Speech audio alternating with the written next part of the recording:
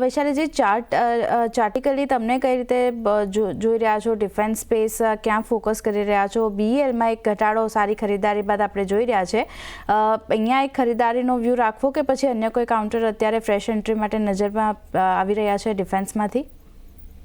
Actually defence ઘણા સમયથી last વીકથી એક સ્ટ્રેન્થ દેખાઈ રહી હતી. તો એસ્પેશિયલી HAL, BDL અને ઇવન BEL. સો BEL અત્યારના ઓફકોર્સ 360નો એક સપોર્ટ બનાવીને એક રનઅપ આવી ચૂક્યું છે. સો અત્યારના કન્સોલિડેશનમાં જરૂર છે. તો મારા ખ્યાલથી લોંગર ટર્મ પર્સપેક્ટિવથી જે હોલ્ડ કરતા હોય હોલ્ડ કરવું જોઈએ, ને કાં તો પછી જેમને લેવા હોય તો એક ઘટાડામાં બાય કરી શકે. બિકોઝ જે રીતે અત્યારના ચાર્ટિકલ ફોર્મેશન છે, મને લાગે છે 430 રીટેસ્ટ થાય એન્ડ પરહેપ્સ હાયર. સો 360ના સપોર્ટથી મારો વ્યૂ આમાં પોઝિટિવ છે.